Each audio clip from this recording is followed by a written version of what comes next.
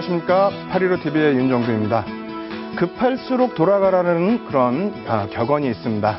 연휴를 앞두고 많은 분들 마음이 좀 조급하신 분들도 계실 거고요. 어찌 보면 좀 시원하다 하시는 분들도 계실 텐데요. 시장은 연휴 기간에 휴무를 가지고 가고 있습니다만 여러분들께서는 조금 더 공부를 하셔서 휴무 지난 이후에는 여러분들도 꼭 시장에서 승리자가 되시길 권해드립니다. 오늘도 알찬 내용 많이 준비했습니다. 끝까지 시청하시고요. 그리고 좋은 정보들은 특히 여러분들 것으로 다 만드시기 바랍니다. 오늘 준비한 첫 번째 순서 진행하도록 하겠습니다.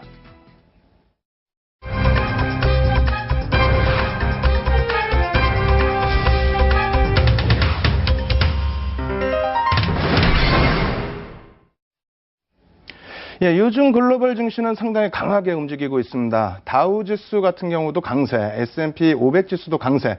거기에 요즘에 특징이 되는 것은 나스닥이죠. 나스닥 지수가 15년 만에 강세 행진을 계속해서 나타내주고 있는데요. 이러한 부분의 흐름, 이러한 글로벌 증시의 강세와는 다르게 국내 증시 다소 좀 주춤거리고 있는 것이 한 2년여 정도 됩니다. 그렇기 때문에 많이 소외감을 갖고 계실 텐데 오늘은 이러한 부분들을 쉽게 풀어드릴 수 있는 시간 가져보도록 하겠습니다. 먼저 준비해놓은 자료 화면 보면서 설명드려보도록 하겠습니다. 자, 나스닥 일봉 차트인데요. 굉장히 복잡하죠. 월봉이면 조금 더 간단하게 보일 텐데 일부러 일봉을 준비를 해봤습니다. 정확하게 놓고 보시면은요. 2000년도 3월 10일, 굉장히 먼 기간인데요. 이 구간에서 IT 거품이 났었죠. IT 거품이 나게 되면서 5,132포인트를 찍었고요. 그 이후에는 그 거품이 깨지면서 상당히 힘든 구간 지속됐습니다만 최근 들어서 지금 보시는 것처럼 굉장한 강세를 나타내고 있습니다. 15년 정도 계속 바닥권에서 눌러있다가 최근 들어서 급하게 치고 올라온 부분인데 이러한 강세 대비해서는 국내 증시는 좀 다소 미흡한 것이 아니냐, 이러한 주장들이 나오고 있는 것이 현실입니다. 그리고 나스닥 증시뿐만 아니라 또 놓고 보시게 되면요. 다우지수도 마찬가지죠. 다우지수는 월봉으로 가지고 왔고요. 2003년 1월부터만 가지고 왔습니다. 그러한 이유는 IT 거품 났을 때 나스닥 지수는 그 당시가 고점이었습니다만 다우지수 같은 경우에는 그 당시에 그렇게 고점은 아니었기 때문에 실질적으로 형성된 고점은 2007년도 10월이 되겠고요.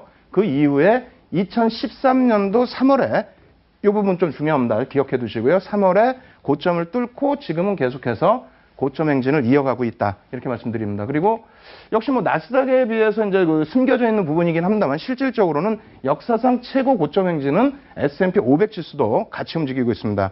다우가 대표적인 종목 30개 종목만을 기준으로 한다면 S&P 500 지수 같은 경우는 500개 종목에 대한 지수가 되겠죠. 역시 정확히 놓고 보셔야 될 부분은 언제라고요?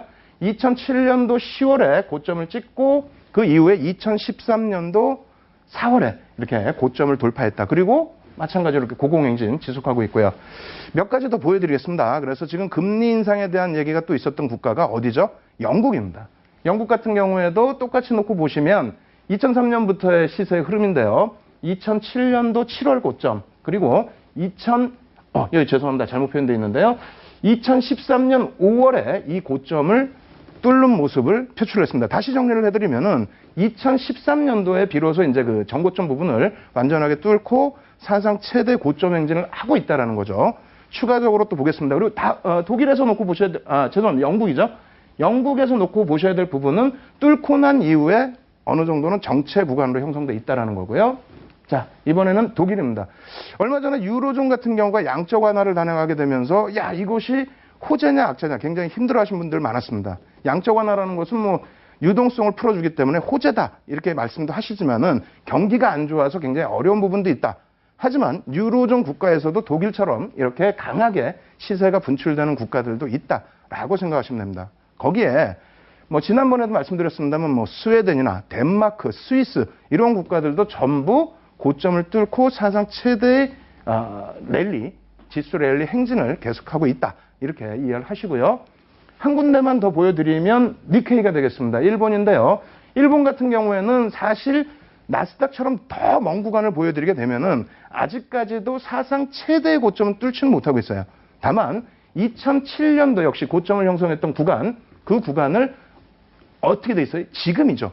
지금. 그래서 전체적으로 여러분들께 다시 정리를 해드리겠습니다. 어떤 맥락에서 흐름을 가지고 갔냐면 글로벌 증시 기준에서 어떻게 됩니까? 나스닥 지수는 15년 만에 사상 최대 고점을 뚫으러 가고 있다. 물론 2007년도의 고점은 이미 뚫은 상태입니다. 그리고 S&P 500 지수, 다우 지수 뚫었고요. 그리고 유로존 같은 경우에도 마찬가지가 되겠죠.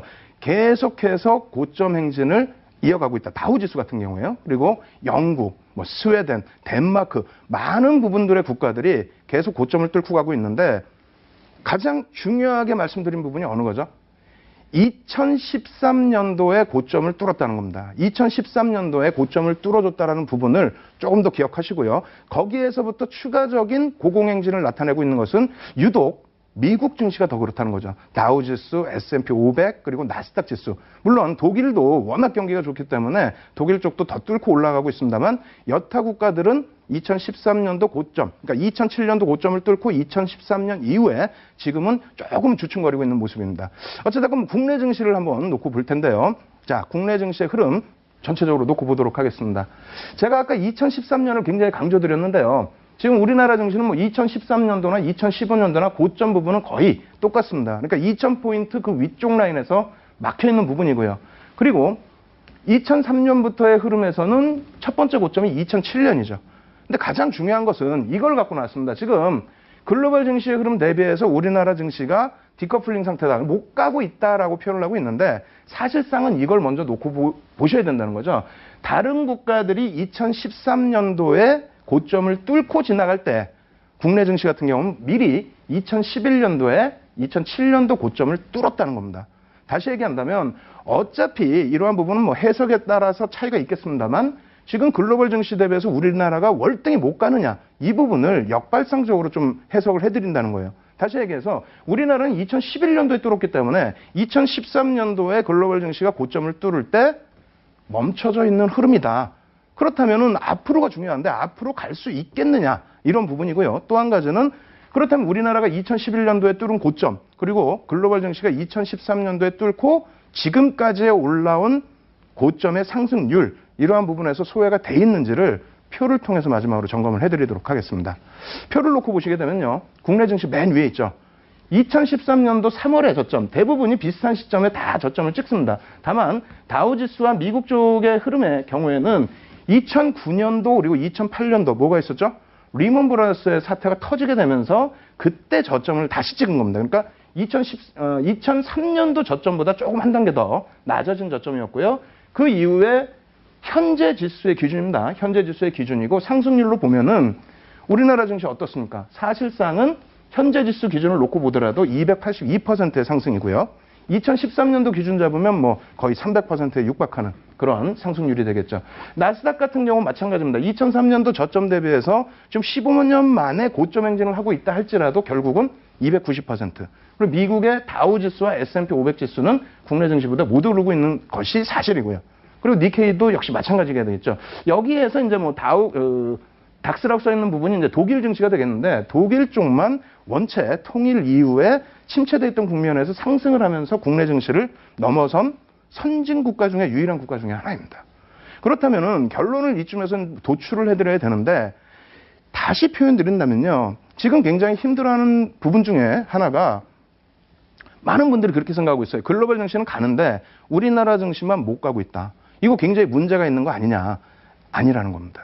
지금 글로벌 증시가 갈 때 우리나라 증시는 이미 2011년도에 고점 뚫은 부분, 그로부터 2년 후에 2013년도에 고점을 넘어갔고요. 그리고 고점 넘어갔을 때 이후에 2013년 이후에 2015년까지 우리나라가 좀 쉬고 있을 때 그 수익률은 거의 비슷하게 형성됐다라는 겁니다. 다시 얘기해서 그럼 과연 미국 증시가 앞으로 금리를 올릴 만큼 경기가 좋아진다고 하는데 미국 증시가 더 갈 수 있느냐 부분하고 국내 증시의 흐름하고도 비교를 한번 해보겠습니다. 자, 전체적으로 또 다시 한번 조금 전에 보여드린 화면이 되겠는데 여기서 가장 중요한 부분은 여기입니다. 이 부분이에요. 기존에도 한번 설명을 드렸는데 이 위치가 언제냐면요. 정확하게 2004년도입니다. 그러니까 2003년 바닥 찍고 올라선 이후에 다우지수가 횡보하는 구간, S&P 500 지수도 거의 횡보가 됐는데요. 저 구간이 미국 금리가 인상이 되던 시점입니다. 미국 금리 자체가 2004년부터 해서 2006년까지 올라갈 때 미국 증시는 그 이전에 선반영이 돼서 증시가 급등이 나왔고요. 그리고 그 금리 인상 구간에는 횡보를 했었다. 이 구간의 국내 증시는 어떻게 됐느냐? 비단 우리나라 증시뿐만 아니라 사실상 글로벌 증시 전체적으로 움직였는데 마찬가지입니다. 2003년도에는 글로벌 증시 랠리에 동참을 했고요. 그리고 2004년도에는 미국 증시 어떻게 됐다고 그랬죠? 아까 보실 때 분명히 2년 가까운 횡보 구간이 있었습니다. 근데 국내 증시는 어떻게 됩니까?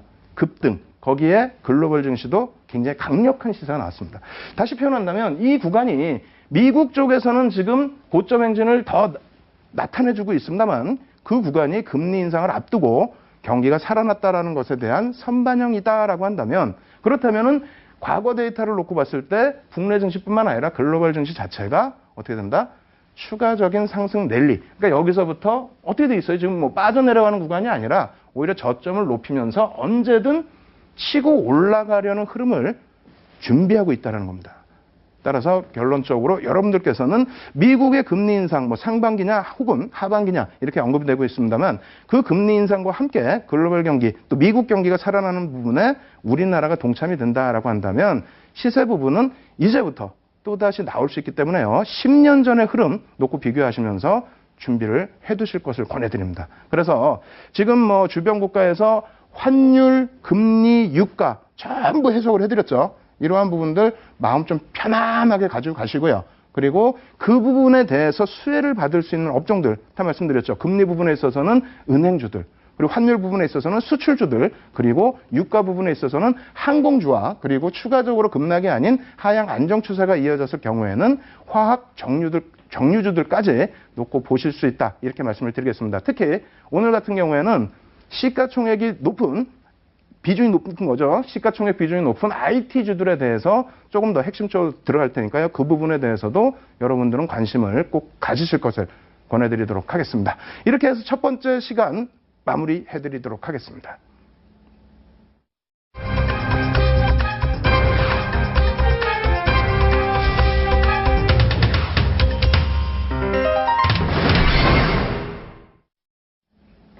예, 첫 번째 시간에서 글로벌 증시의 흐름을 쭉 놓고 빠르게 설명을 드리다 보니까 많은 분들이 그 내용이 좀 어려우신 분들이 있으실 겁니다. 분명히 계실 텐데요. 이러한 부분들은 저희 815TV에서 항상 교육을 해드리고 있으니까 참여하셔서 좋은 교육 받으시길 바라겠고요. 지금 두 번째 시간에는 역시 맞추어서 갖고 나왔습니다. 그래서 앞부분에 설명드린 내용과 접목을 시킬 건데요. 시장에서 가장 관심이 될 수 있는, 관심을 받고 있는 업종과 종목입니다.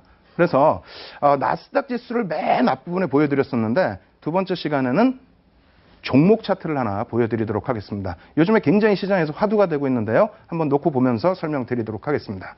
자, 애플 컴퓨터입니다. 뭐 애플 컴퓨터 여러분들 잘 아시는 것처럼 최근 들어서 또 고공행진을 지속하고 있죠. 그래서 이쪽 맨 바닥 부분에 수정 주가를 제가 못 갖고 나왔는데요. 이 부분이 주식 분할 때문에 나타난 현상입니다. 그러니까 우리나라는 뭐 액면 분할이라고 하지만은 뭐 글로벌 시장에서는 액면이 없어요. 무액면이기 때문에 주식 자체를 그냥 분할을 해버립니다. 그래서 칼 아이칸이 계속적으로 요청을 한 부분, 배당을 증가시켜라, 그리고 주식을 분할을 해라. 이러한 것을 받아들여서 작년도에 2014년도 6월 달에 주식 분할을 한 이후에 추가적으로 40%의 상승이 나왔어요. 그렇게 되면서 어떻게 됐다? 글로벌 시장에서는 엑슨모빌이, 그러니까 전통적으로 굴뚝주가 강세, 공화당 정부가 들어설 때에는 뭐 엑슨모빌이 시가총액 1위로 올라서는 경우가 많고, 민주당 정부에서는 이렇게 IT 종목군들이 많은 상승 탄력을 내주는데, 시가총액 기준에서 거의 비슷하게 움직였습니다. 뭐 1, 2위 왔다 갔다 하던 것이 작년 이후에 추가적인 급등, 또 올해까지 연동이 되면서 애플의 시가총액이 지금 무려 810조를 넘어서고 있습니다. 이러한 부분은 좀 기억을 해두셔야 될 부분인데, 왜 그러냐면은 그만큼 애플 플러스해서 IT주들의 강세가 굉장하다. 그렇기 때문에 나스닥 지수도 굉장히 치고 올라가는 부분이다. 이렇게 설명을 드릴 수 있겠고요. 또 한 가지는 그 강도가 상당하다는 겁니다. 그러니까 엑슨모빌 자체 시가총액 대비해서 지금 거의 2배에 달하고 있다.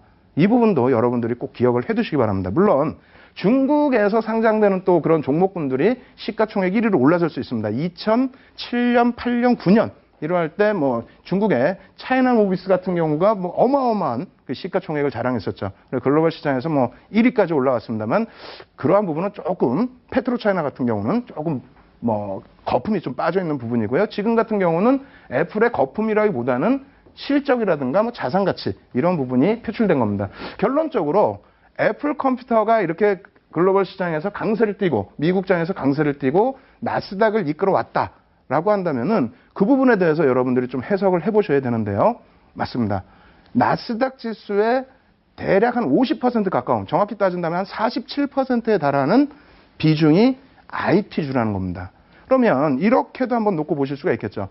나스닥 쪽의 지수의 흐름과 애플 컴퓨터의 최근입니다. 14년 이후에 뭐 주식 분할 이후에 흐름이 되겠는데 두 가지를 놓고 보실 수가 있습니다. 첫 번째 하나는 애플 컴퓨터와 IT주들이 나스닥 지수를 이끌었다. 거의 뭐 똑같이 움직이죠. 그래서 이끌었다라는 부분으로 놓고 보실 수가 있고요.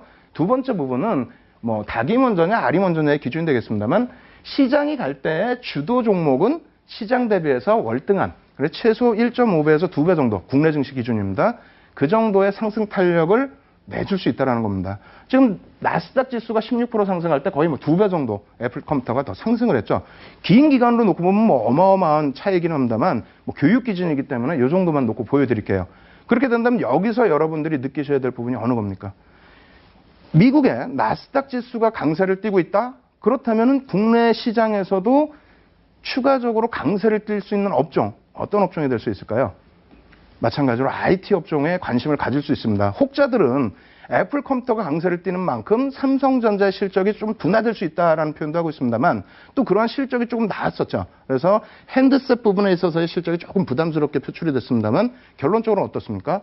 삼성전자의 포트폴리오 구성이 완벽하기 때문에 핸드셋에서 실적이 조금 악화된다라고 한다면, 조금 악화된다고 한다면요. 그렇다면은 반도체라든가 디스플레이 쪽에서 실적을 전부 커버해주고 있습니다. 그렇기 때문에 IT 쪽을 전체를 같이 보셔야지 따로 너무 경쟁으로 치우치거나 한쪽은 치킨 게임으로 져서 무너져 내린다. 이렇게까지 해석할 필요는 없다. 이렇게 말씀드리겠습니다.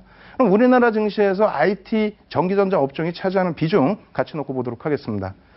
지금 전기전자 업종 전체 비중이 25% 정도, 맨 윗줄에 있는 25.61%. 그러니까 약 뭐 반올려면 하면 26% 정도가 되겠죠. 그리고 28%는 뭐냐? 이것은 우리나라 전체가 23개 업종 정도로 분류를 해놓고 있습니다. 그 23개 업종 분류 중에서 5개 업종을 빼고 나면은 나머지 18개 업종을 합쳐봐야 28%라는 겁니다. 그리고 여기 보시면 뭐 14.15%가 서비스 업종 이렇게 나와 있는데 저것은 좀 의아해하실까봐 설명을 드린다면은 지주사가 포함이 되어 있기 때문에 비중이 좀 높은 겁니다. 그것을 제외하고 나면은 뭐 가장 중요하게 놓고 볼 부분은 25.61%의 IT 비중, 전기전자 업종의 비중을 정확히 놓고 보셔야 되겠고요. 앞서 말씀드린 것처럼 시장이 간다라고 한다면 이쪽 업종이 끌어당겨주지를 못한다면 갈 수 있겠습니까? 가야 됩니다. 가서 시장을 당겨줘야 된다. 이렇게 말씀드리겠고요. 두 번째 같이 놓고 보실 부분은 어떻게 되십니까? 전기전자 업종의 시가총액 1조 이상짜리 종목들의 비중입니다. 가장 중요한 부분은 어떻게 되어 있어요? 삼성전자 비중이 월등히 높다라는 거죠. 그래서 삼성전자가 가져야 IT가 가고 IT가 가야 시장이 간다? 그렇게 된다면 애플처럼, 애플이 어떻습니까? 전체 글로벌 시장의 시가총액 1위 업체인데 어마어마한 상승 탄력을 나타냈죠. 그런 기준으로 놓고 본다면 삼성전자도 절대 버겁지 않다. 당연히 SK하이닉스 같은 경우에도 지금 뭐 시가총액이 많이 올라와서 10% 비중까지 되고 있습니다만 전기전자 업종 기준에서요. 이 정도 되고 있습니다만 아직까지의 상승 여력은 많이 남아있다. 이렇게 해석을 해드리겠습니다. 이러한 부분을 실질적으로 같이 놓고 보면서 종목과 시장 어떻게 움직였는지 보겠습니다. 그리고 그 앞전에 요거 원달러 환율에 대해서 한 번 더 말씀드릴게요. 앞선 부분에 있어서 미국의 IT가 가고 미국의 나스닥이 가기 때문에 우리나라가 가야 된다? 이 부분에 대해서 좀 불만족스럽다 하시는 분들은 이 부분을 한 번 더 놓고 보시면 되겠죠. 뭐 금리 부분은 설명을 미리 드렸었고요. 원달러 환율 놓고 보시게 되면은 맨 왼쪽 어떻게 됐습니까? 2003년도입니다. 2003년도에 미국이 금리를 올리기 전에 글로벌 증시가 급등이 나올 때 국내 증시도 상승이 나왔어요. 어느 정도 올라갔죠? 512포인트에서 900포인트 중반까지. 근데 삼성전자를 필두로 해서 전기전자 업종 같은 경우가 그때 시장을 견인을 하면서 시장 대비해서 1.5배에서 2배 정도의 상승 탄력이 나와줬다라는 겁니다. 그 이후의 흐름 놓고 보시면요. 이 검은색 선의 기준이 뭐냐면 1140원 정도의 환율입니다. 1140원 정도의 환율을 기준으로 놓고 봤을 때 그 위에서 움직일 때는 전기전자 업종의 흐름이 어떻다고요? 상당히 탄력을 받았다는 겁니다. 물론 이러한 구간에서는 리먼 브라더스 문제가 터지고 그리고 나서 이상 급변동의 환율이었고요.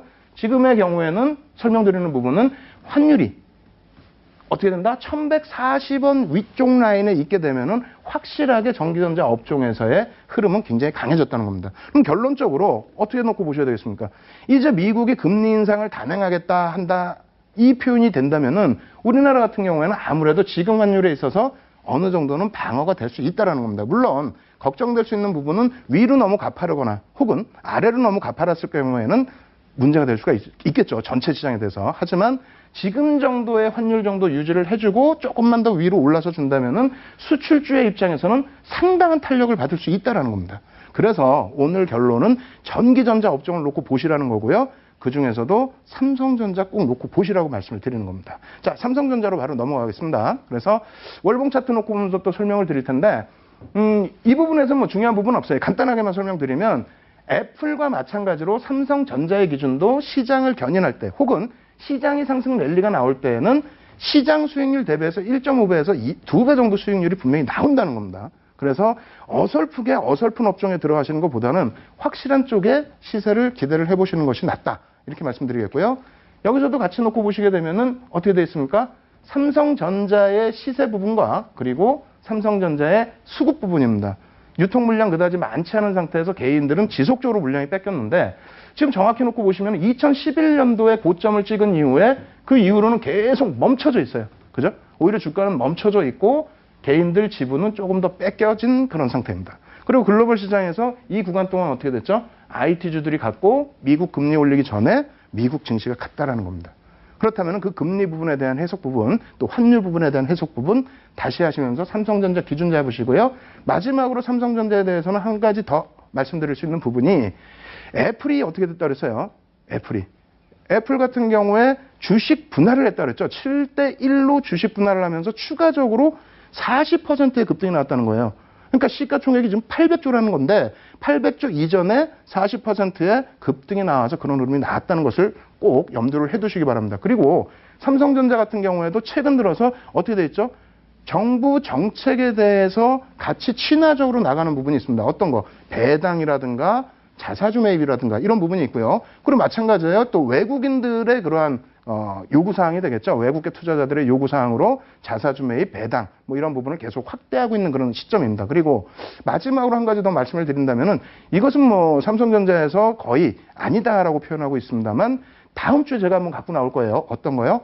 액면 분할에 대한 화두가 계속해서 지금 시장에 노출이 되고 있다. 그렇기 때문에 삼성전자 부분 관심을 꼭 가지실 것을 권해드립니다. 그리고 삼성전자만 말씀드리면 좀 지겹잖아요. 딱딱하고. 그래서 하이닉스 부분 짧게 설명을 드려보도록 하겠습니다. 하이닉스는 뭐 예전에 기준을 잡으면 국민주였죠. 맨 끝에 원래는 480원 돼 있어요. 그래서 감자 직전에 이제 마지막 물량 털기, 채권단 물량 털기 기준이 되는데 어찌됐건 그 이후에 감자를 내서 뭐 3,000원대 주가부터 해서 어마어마하게 올라와 있죠. 사실은 제가 2006년 정도부터 해서 가지고 나오려고 했는데 뭐 결론적으로 지금 놓고 보시게 되면요. 필라델피아 반도체 지수의 흐름과 SK 하이닉스의 주봉 차트는 2006년 이후에 놓고 보시면은 거의 똑같이 움직입니다. 이 퍼센테이지 때문에 조금 정신이 사납다 하시면은 뭐 종가 선 차트로 한번 놓고 보시면 되는데요. 2006년 이후에 어느 정도 하이닉스 주가가 본궤도로 올라섰을 때의 그 기준이 되겠습니다. 그 이후의 흐름은 거의 찍어다 놓은 것처럼 거의 비슷하게 움직입니다. 다시 얘기한다면 무엇이냐면 앞서도 말씀드린 것처럼 삼성전자 부분이 어떻게 돼 있어요? 삼성전자 부분이 핸드셋 부분에 있어서의 시장 점유율이 20%대 유지는 하고 있습니다만 소폭 감소가 됐죠. 그 부분을 이겨내줬던 부분이 어디라고요? 반도체 부분입니다. 역시 하이닉스도 마찬가지로 반도체 업황의 긍정적인 시세 흐름을 타고 올라선 부분이고요. 애플이 시가총액 800조까지 올라서는 그러한 밑바탕에는 역시 반도체 산업 부분의 발전도 같이 포함되어 있다는 겁니다. 그래서 이러한 필라델피아 반도체 지수의 흐름이 지속적으로 연동될 수 있는 그러한 기준이라고 한다면, 위치라고 한다면 역시 SK 하이닉스 보셔야 됩니다.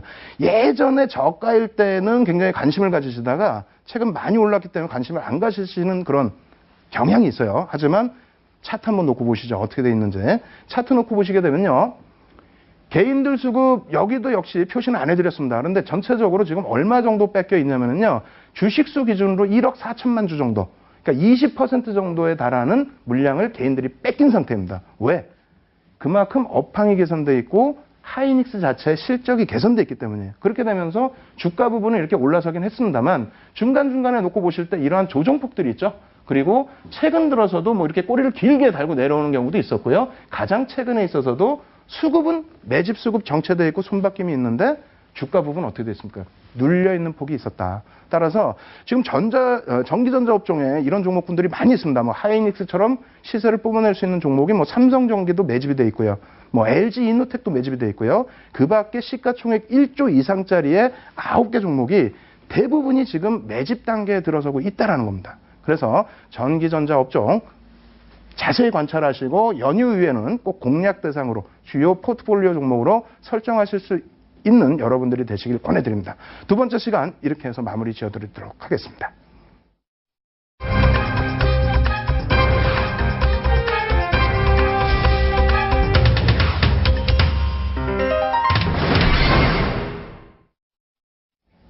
예, 첫 번째 시간, 두 번째 시간이 조금 지루하시고 어려우실 수 있었을 거예요. 그런데 세 번째 시간은 역시 어찌 보면 어려울 수 있습니다. 왜냐하면 교육 부분을 또 가지고 나왔기 때문에 좀 어려울 수도 있습니다만 최대한 쉽게 풀어드리도록 하겠습니다. 그리고 맨 끝 부분에는 실전 차트를 보여드릴 텐데 그것을 보시면은 야 이거 꼭 녹화 방송이라도 봐서 다시 공부해야겠다 이런 생각이 드실 수 있을 거예요. 근데 시간이 너무 짧아서 내용을 좀 급하게 빨리빨리 넘어가야 되니까 시청자분들께서 잘 쫓아와 주시기 바랍니다. 자 그럼 캔들 공부 들어가도록 할 텐데요. 화면 보면서 빠르게 진행해 드리도록 하겠습니다. 캔들 부분은요 뭐 이렇게 화면에 나와 있습니다만 간단하게 캔들에 대해서 먼저 설명을 드리면 거래량과 캔들과 이평선은 시장에서 말하는 기술적 분석의 가장 기본적인 분석 내용입니다. 그리고 그 세 가지만 알고 계시게 된다면 그렇다면 기술적 분석의 90% 이상은 여러분들이 알고 계신다 이렇게 생각하셔도 무난합니다. 그리고 캔들은 저는 뭐 이렇게 표현하고 있어요. 캔들에는 영혼이 있다. 그리고 이평선에는 에너지가 있다. 물론 거래량에도 에너지가 있습니다만 이평선에도 에너지가 있는 거고요. 캔들은 영혼이 있는데 그 부분은 이번 주부터 해서 계속 수업 진행해드리면서 왜 그런지를 차분히 설명을 드리도록 하겠습니다. 여기서 가장 중요한 부분은 캔들 딱 보여드리니까 야 이렇게 쉬운 걸 왜 갖고 나왔냐 이건 나는 다 안다 이렇게 생각하시는 분들 계세요. 조금 이따 한번 실전에서 보도록 하겠습니다. 진짜 다 알고 계시는지. 그리고 가장 중요한 부분은 이거예요. 몸통과 꼬리가 달려있죠. 음봉이든 양봉이든 몸통과 꼬리가 달려있는데 이 꼬리가 무엇인지를 모르시는 분들이 많아요. 어떤 의미인지. 그리고 꼬리가 왜 생기는지. 뭐 어떤 분들은 심지어는 이것이 거래량 때문에 생기는 부분이다라고 하는 분들도 계시고요. 또 한 가지는 이 전체적으로 그 캔들의 모양이 전일 기준이냐 오늘 기준이냐 했을 때 전일 기준으로 또 잘못 알고 계시는 분들이 계십니다. 아닙니다. 정확히 말씀드리면 시가와 위에서부터 말씀드릴게요. 고가 맨 위에 있는 것은 당연히 뭐 고가가 되겠죠. 당일 기준의 고가가 되고요. 그 다음에 종가, 시가 맨 밑에는 저가입니다. 다시 얘기해서 시가라는 것은 전일 종가가 아니라 오늘 개장 초 시작하는 시가가 됩니다. 아시겠죠? 그렇게 해서 양봉은 제일 중요한 부분이 종가가 위에 있고 시가가 밑에 있다. 이것만 기억을 하시고요. 음봉은 어떻게 됩니까?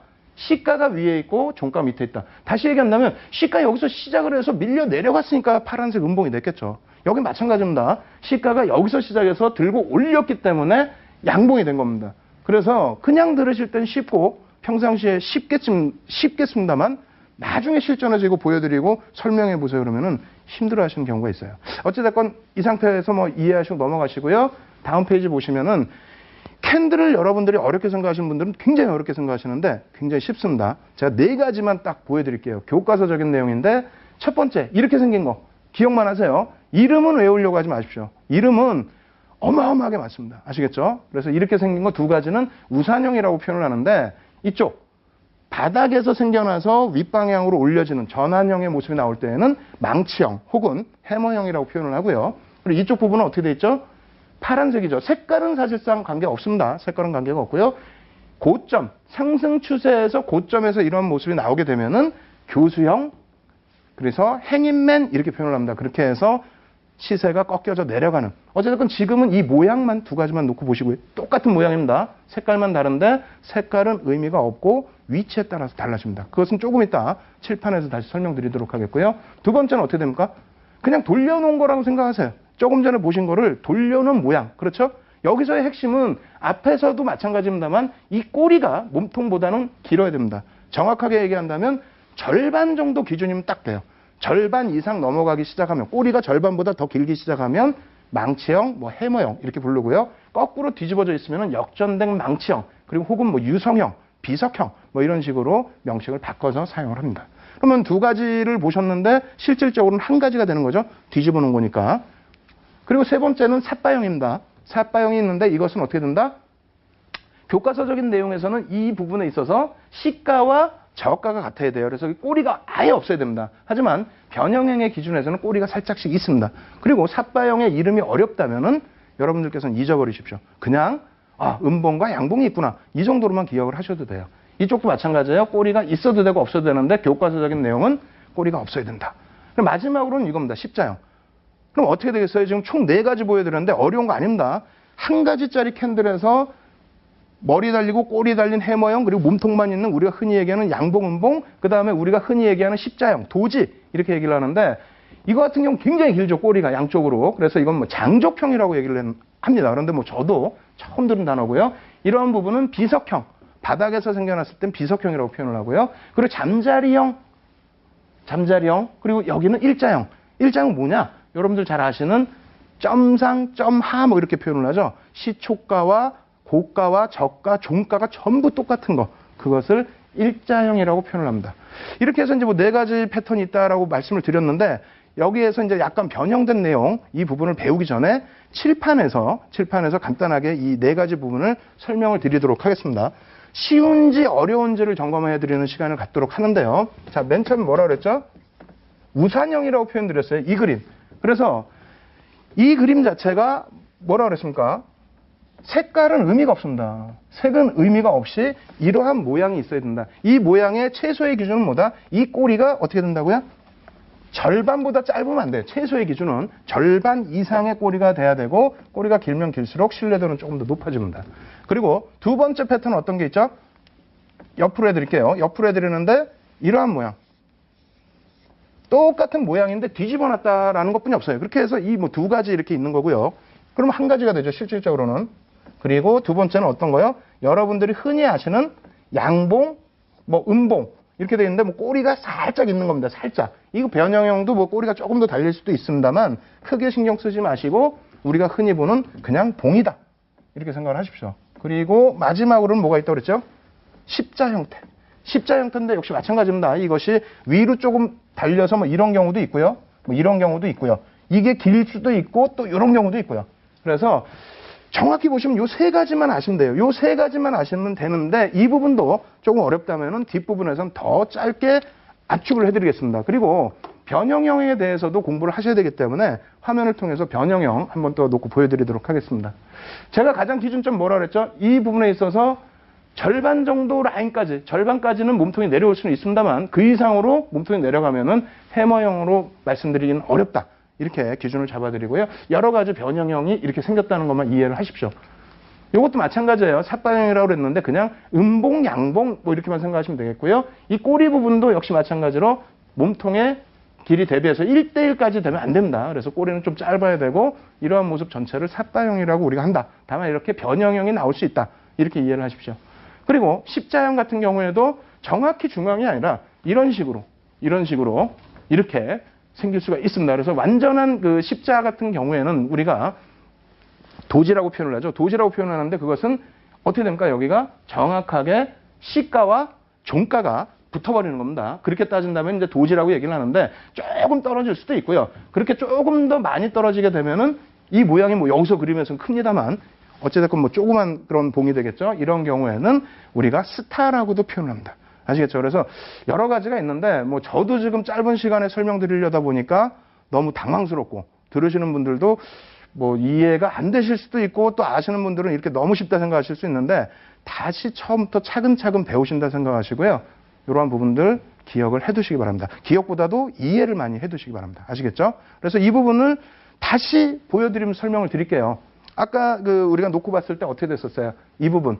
우산형이라고 표현을 드렸고 해머형과 그리고 교수형이라고도 표현을 할 수 있다 이렇게 말씀드렸는데 바닥에서부터 올라오는 이러한 흐름 이렇게 표현이 되게 된다면 그 다음에는 하락으로 연동될 가능성이 높다.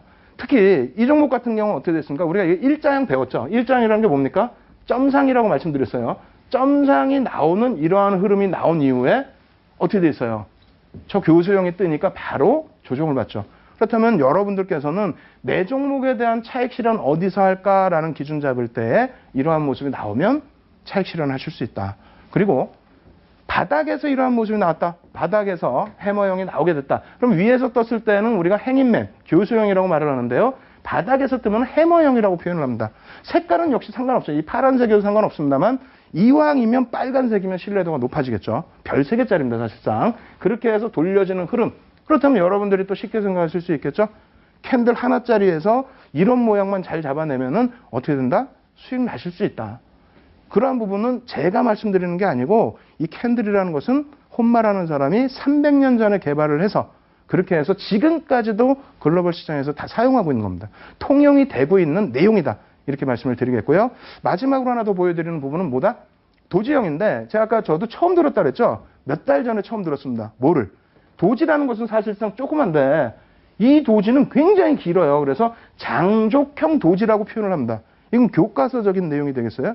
근데 이 장족형 도지의 그 특징은 뭐냐면 굉장히 변동성이 커집니다. 방향성보다는 어느 방향으로 튈 수는 있는데 변동성이 어마어마하게 커진다. 그리고 뭐 조금 확률이 더 높은 것은 반대 방향으로 튀는 가능성이 높습니다. 그래서 앞부분 놓고 보시면 캔들의 크기가 좀 작죠? 작은 편인데 이 장족형이 뜬 이후에는 캔들의 크기가 커집니다. 그러고 나서 다시 줄어드는 모습. 그래서 저러한 장족형이 떴을 때는 여러분들이 변동성 확대에 대해서 좀 주의를 하셔야 됩니다. 여기까지 숨차게 진행을 해드렸는데 굉장히 어려우실 거예요. 그래서 이러한 부분들을 뭐 제 시간 말고도 다른 분들이 또 815TV 전문가분들께서 설명을 해주시고 계시니까 여러분들 815TV 찾아오셔가지고 이러한 교육 내용 쉽게 배우시기 바랍니다. 그리고 이 부분을 짤막하게 한번 또 정리를 한번 해드려 볼게요. 표를 가지고 정리를 해드릴 텐데 앞에서 내용이 제 기준에서는 굉장히 쉽고 몇 가지 안 된다 생각하는데 여러분들은 굉장히 힘드실 수 있어요. 결론을 내드릴게요. 어떻게 내드리냐면 우리가 원하는 건 추세 지속형입니까? 추세 전환형입니까? 추세 지속이라는 건 뭐냐면 한 방향으로 가고 있다는 거예요. 그러면 주가가 지금 오르고 있는 종목을 거기에 따라 붙겠다? 그것도 오르고 있는데 조정, 뭐 눌림목도 아니고 오르고 있는데 그런 건 좀 아니겠죠. 혹은 주가가 계속 빠지고 있어요. 계속 빠지고 있는데 추가적으로 빠질 상황인데 들어가시겠다? 그것도 아니죠. 그렇다면 결론은 뭐냐면 제가 이렇게 추세 지속형이라고 해드린 부분에 대해서는 아예 기억에서 지워버리십시오. 왜? 전환형만 놓고 보더라도 여러분들이 어려우신데 지속형까지 뭐하러 보십니까? 아시겠죠? 그럼 이거 지워버리시고 이것만 보시면 돼요. 추세 전환형만 보시면 되는데 망치형이 뭐라 그랬어요? 망치형. 기억나시죠? 해머 그냥 망치라고 생각하세요. 그래서 머리가 있고 꼬리가 있는 거 조금 이따 또 그려드릴게요. 그 망치형. 그 다음 교수형은 뭡니까? 똑같은 건데 망치형은 바닥에서 나왔을 때 교수형은 어디서? 천정에서 나왔을 때 이름만 바꾸는 겁니다. 그럼 이거 한 가지예요. 한 가지. 그럼 유성형은 뭐냐? 이것도 그냥 애우려고 하지 마십시오. 이 두 가지 모양새를 돌려놓으면 아까 돌려놨다 그랬잖아요. 그래서 유성이 떨어지는 것처럼 몸통이 있고 꼬리가 있는 거. 근데 그게 위에 고점에서 떴을 때는 유성형이라고 표현하고요. 그리고 영망치형은 같은 모양입니다. 같은 모양인데 이것은 바닥에서 떴을 때. 그래서 바닥에서 떴을 때 기준을 잡습니다. 그리고 장족형과 비석형이 있다. 장족형 조금 전에 보여드렸고요. 비석형 같은 건 어떻습니까?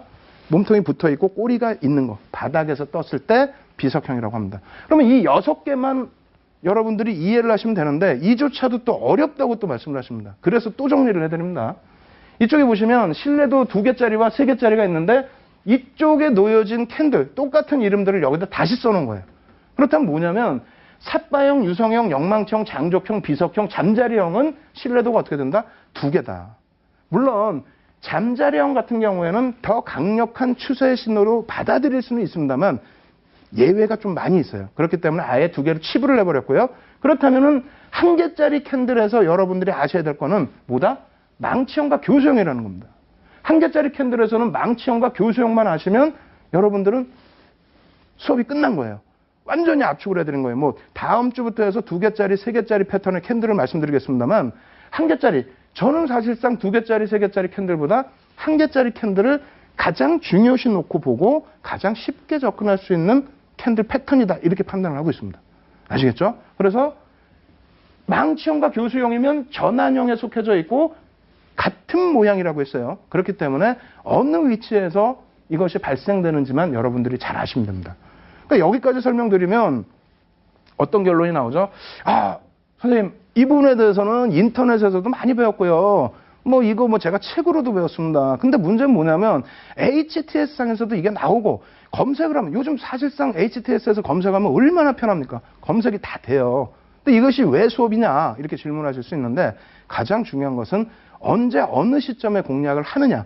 그것이 문제가 되겠죠. 그죠? 망청이 떴는데 그럼 매수 구간이 어딘지. 망청이 떠서 매수를 했는데 그럼 손절 구간은 어딘지. 그것을 또 아셔야 될 거 아닙니까? 그래서 지금 인터넷상이나 교재 내용에 없는 내용들, 윤정두만 알려드릴 수 있는 내용들, 그 부분을 여러분들께 다시 풀어서 설명을 드리도록 하겠습니다. 자, 해머형을 기준을 잡았어요. 자, 놓고 보시죠. 화면 전체적으로 보여드리는데요. 물음표 해드렸습니다. 이 물음표 내용이 뭐냐면 해머형이 떴을 때 전제 조건이 있어요. 해머형은 뭐라고 그랬어요? 저 위에서 주가가 밀려 내려오다가 바닥에서 저런 모양이 떴을 때 해머형이라고 합니다. 바닥에서부터 올라가서 꼭지에서 저 모양이 나오면 교수형이라고 얘기를 해요. 아시겠죠? 해머형 기준을 보여드립니다. 자, 첫 번째 전제 조건. 이건 누구의 기준이다? 윤정두의 기준이에요. 이것을 가지고 수익률 대 1위를 한 10여 차례 한 거예요. 이대로만 하시면 돼요. 쫓아하시면 돼요. 자, 5거래일에서 10거래일 이상 하락 추세. 이렇게 말씀드리니까 5일이나 혹은 10일 동안 내리 빠져야 됩니까? 이렇게 질문하신 분들 계세요. 그건 아니고요. 그렇게 된다면 자연스럽게 가격 반발이 나오겠죠. 그 부분이 아니라 추세 부분이 5일에서 10일 동안 밀려 떨어져야 된다. 중간에 조금씩 반등이 오더라도 계속 하락 추세가 지속돼 있어야 된다라는 말씀 드리는 거고요. 두 번째, 아래 꼬리가 길면 길수록 신뢰도가 높아진다. 이 꼬리가 길면 길수록, 몸통 대비 길면 길수록 신뢰도가 높아진다는 겁니다. 아시겠죠? 세 번째, 몸통이 작을수록 신뢰도가 높다. 같은 내용이 되겠어요. 꼬리가 길고 몸통이 줄어들겠죠. 그렇게 되면 역시 신뢰도가 높다. 네 번째, 윗꼬리가 없을수록 신뢰도가 높다. 지금 윗꼬리 안 달아드렸습니다만 우리 앞에 배울 때 뭐라고 배우셨어요? 꼬리가 있는 변형형도 있다라고 분명히 배우셨어요. 그래서 그 부분, 꼬리가 없을수록 짧을수록 신뢰도가 높다. 이렇게 말씀드리는 거고요. 그 다음 놓고 보셔야 될 부분이 최근 거래일의 신저가 형성. 무슨 얘기냐면 5에서 10거래일 밀려 떨어졌는데 어정쩡하게 해머형이 위에서 뜨든가 그러면 안 된다는 얘기예요. 그 꼬리가 바닥을 찍어주는 흐름이 나와야 된다는 겁니다. 이 중요한 부분이고요.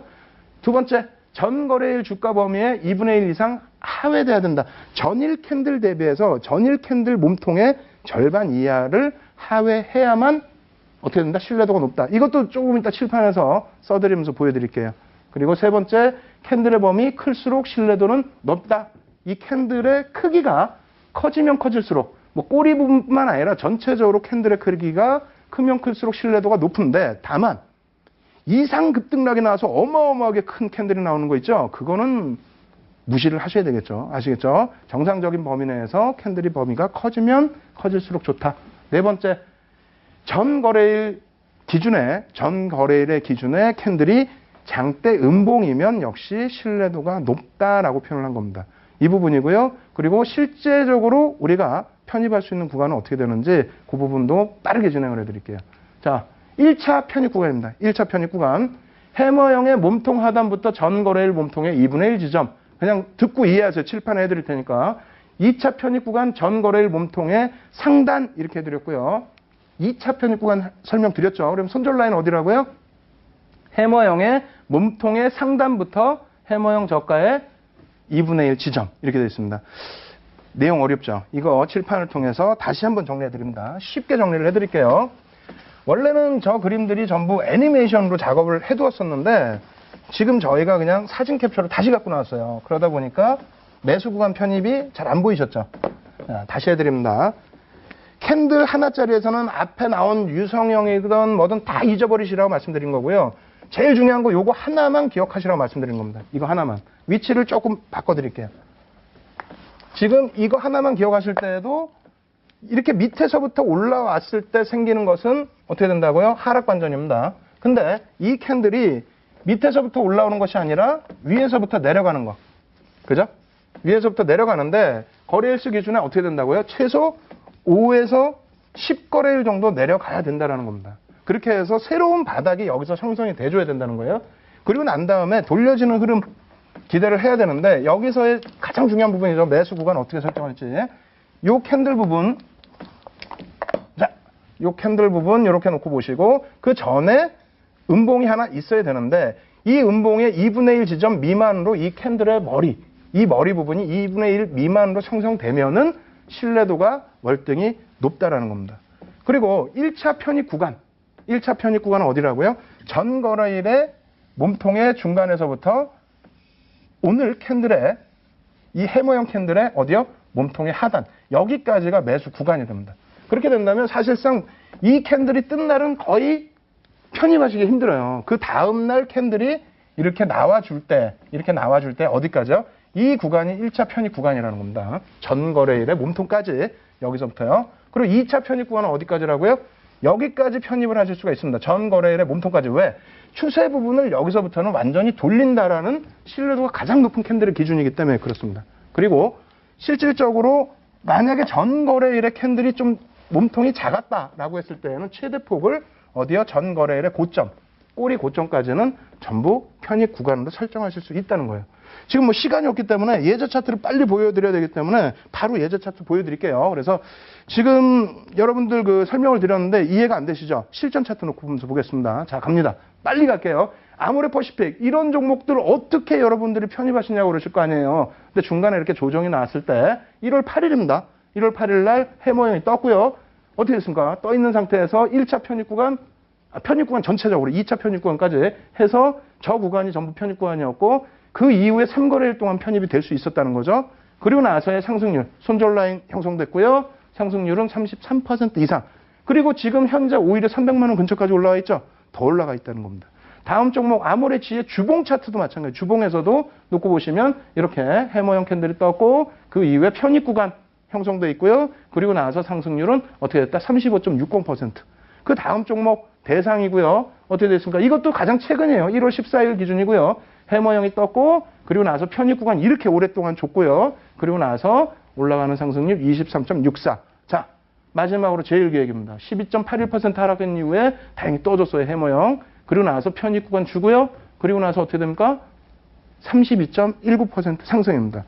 자, 여러분들께 이렇게 숨가쁘게 보여드리고 설명을 드렸는데 사실적으로 말씀드리면 저도 지금 입이 바짝바짝 말라요. 말을 빨리 해야 되고 막 빠르게 진행하려다 보니까 힘들어 죽겠는데 여러분들은 더 어려우실 거예요. 이해도 안 되시는 분도 계시고 그렇지만은 종목을 또 이렇게 보여드리니까 우와 이거는 꼭 배워야겠다 이렇게 생각하시는 분들도 계시고 그래서 다시 한번 말씀드립니다.